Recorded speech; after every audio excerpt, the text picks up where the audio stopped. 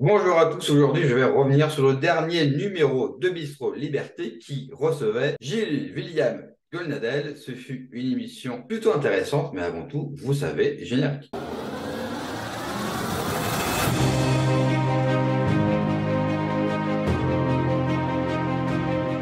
Donc Éric Morillo, dans son émission Bistro Liberté sur TVL, recevait Gilles William Golnadel, l'avocat que vous connaissez tous sûrement. Il officie régulièrement, voire tous les jours, sur CNews aux côtés de Pascal Praud. Ce fut pour le coup, au vu des deux dernières émissions, une émission posée, calme, qui laissait place au débat. Alors oui, l'émission ne révolutionnera pas YouTube. On a abordé des thèmes qui, je pense, la plupart d'entre vous les avez entendus en permanence. C'est vrai que Gonadel, il est plutôt affilié à la droite. Donc, du coup, on a parlé, bien sûr, immigration et on a parlé wokisme.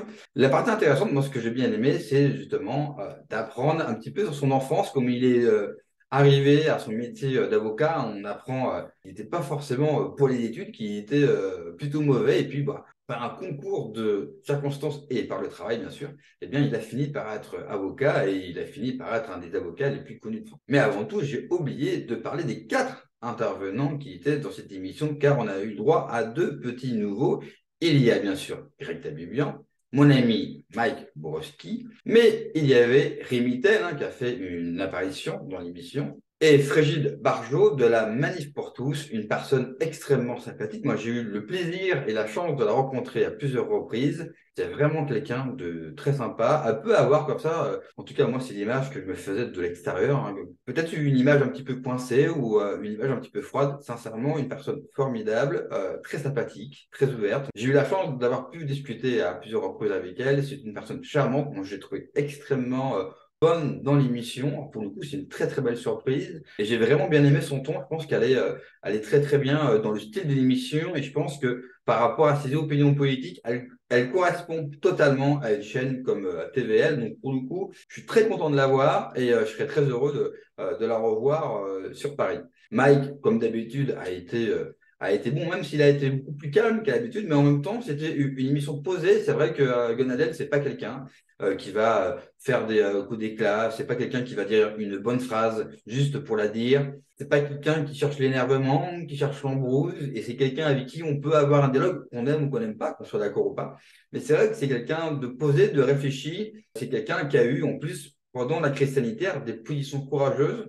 Moi, Gonadel, c'est quelqu'un que je pense que c'est quelqu'un d'extrêmement intelligent et surtout lucide. Mais c'est vrai qu'en vue de sa position sur CNews, il peut peut-être ne pas pouvoir aller au fond des choses, mais je pense que sur l'Europe ou sur d'autres sujets, je pense qu'il n'en pense pas moins. Et c'est vrai qu'il est plutôt affilié à la droite, mais je pense que les souverainistes, ça serait quelque chose qui ne le dérangerait pas. En tout cas, il a des positions intéressantes et on sent quelqu'un de réfléchi, de mûri. Et ça fait du bien de voir un personnage de la droite qui ne recherche pas forcément l'hystérie du débat ou la punchline. C'est quelqu'un qui est capable posément, non seulement de poser ses idées, mais surtout d'écouter les autres. Il n'a pas cherché à couper la parole ou à faire dans du sensationnaliste. Et ça, c'est plaisant. Puis pour revenir sur le dernier intervenant, Rémi Tell, bon, bah, qui a été pas forcément mis en valeur dans l'émission. Alors ça, c'est pas à cause de l'émission, pas à cause d'Éric Morillo, hein. C'est tout simplement lui qui n'a pas forcément trop pris la parole. Il a pris principalement la parole qu'à deux reprises dans l'émission, en début d'émission et à la fin, parce qu'il y avait deux thèmes. Vous avez eu toute une première partie, forcément, sur l'invité, une deuxième partie, on va dire, sur l'immigration, sur l'identité française, et puis ensuite sur le wokisme. C'est vrai que le wokisme fait beaucoup peur à une certaine droite, ou à beaucoup de gens d'ailleurs, même si je suis persuadé que le wokisme, par sa nature, finira par se tuer de lui-même, de l'intérieur. D'ailleurs, aux États-Unis, il faut savoir que ça se passe plutôt mal. Alors, c'est vrai que nous recevons toujours les belles idées américaines quelques années plus tard et que nous mettons du temps, nous, à les digérer une fois sur place.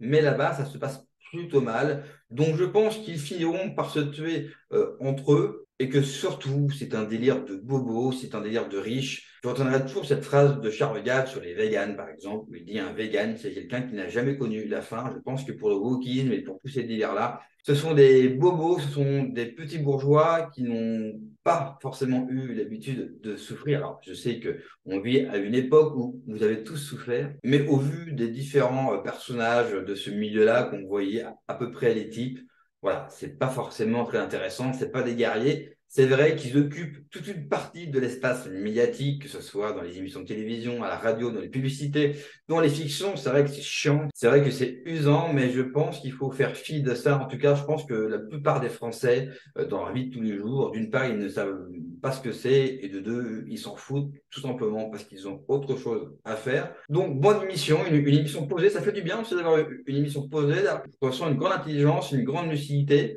même si je peux avoir quelques désaccords. Mais ça reste quelqu'un qui fait du bien au camp national, je trouve. Et c'est quelqu'un de droite qui fait du bien à droite parce qu'il y a beaucoup trop de charlatans à droite, il y a beaucoup trop de faux philosophes à droite, de faux maîtres de la pensée. Et là, pour le coup, vous avez une vraie personne sérieuse, il sait de quoi il parle et en plus il a un parcours en tant qu'avocat, il a défendu de nombreuses personnes, notamment Florian Philippot. Donc c'est quelqu'un non seulement sur CNews avec ses idées politiques, mais en tant qu'avocat, il prouve qu'il est là. Lui vraiment allie la forme et le fond, et cela fait plaisir, surtout venant de quelqu'un qui vient de la droite, car généralement à droite, ils n'ont que la forme et pas le fond. En tout cas, j'ai passé un très bon moment. Ça m'a fait plaisir de revoir Frigile Bardot dans l'émission, de voir mon ami Mike. Mike, qu'attends-tu pour m'inviter dans ton émission? J'attends toujours l'invitation. Je te salue. Moi, je vous remercie d'avoir vu cette vidéo. Ciao.